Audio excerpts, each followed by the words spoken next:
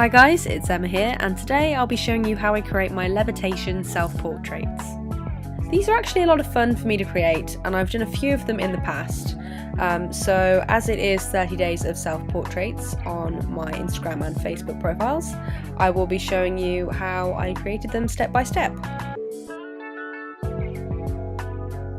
This is my brother. He's Hello. assisting me. Okay, so we are in some sort of woodland area, which will be a great setting for the levitating self-portrait. We're doing a levitation self-portrait. First of all, I've got to figure out if this is an okay location or not. I feel like I need to find something that's a bit more.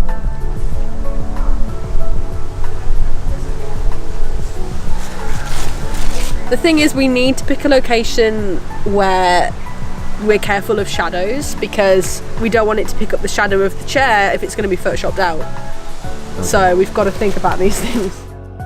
For this shoot, my kit consisted of my always handy Calumet tripod, my Canon 5D Mark III, and my 24-70 2.8 lens. I wanted to keep the shot nice and wide and give it that kind of cinematic look. The amount of times we have changed location in this one tiny pathetic little patch of woodland is unreal. So after what felt like ages of faffing around trying to find a location and changing our minds, we finally settled on a nice little clearing in the woods where the sun was shining through the trees. This actually created a really nice backlit shot. For these particular self-portraits, I tend to take two photos and splice them together in post. So the first shot is just the landscape on its own, and then the second is with me in the frame. Once the location is chosen and everything is set up, it's just a process of me balancing on a stool like some sort of drowning insect until we finally have the shot. Yeah, I said this process is interesting, I never said it was glamorous.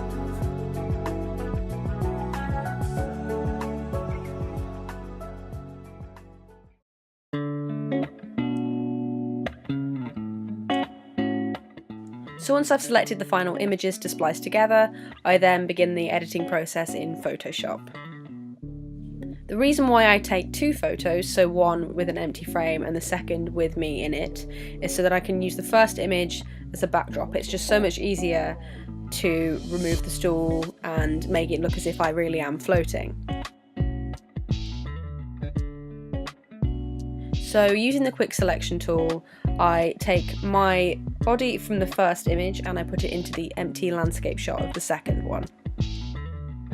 I'm also going to bring myself a little bit higher up in the frame, as I was quite low to the ground.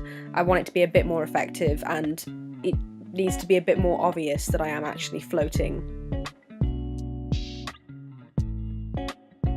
So once that I've made sure that the position is correct, it is just a case of using the eraser tool very, very carefully to cut around the outside. And I need it to be as seamless as possible, so it can take a while.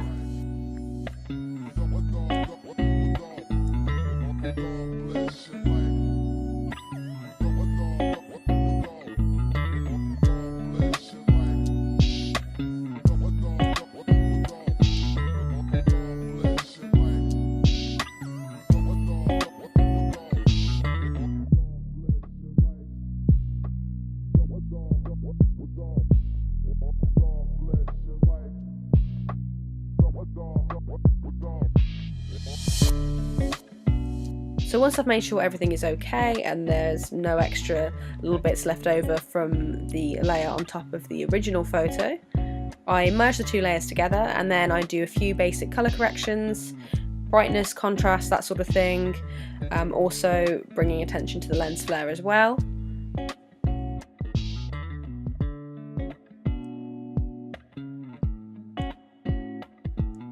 Then last minute I decided to crop the image to give it a little bit more of a cinematic appeal.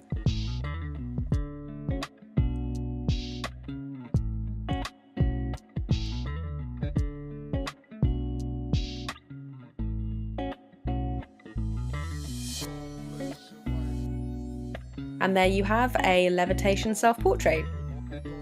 Thanks again for watching, guys. If you enjoyed the video, please leave a like and don't forget to subscribe and hit that bell for notifications. Also, if you did enjoy this video and you want to see more, check me out on my Facebook and Instagram pages and give them a like and a follow. The links are in the description below.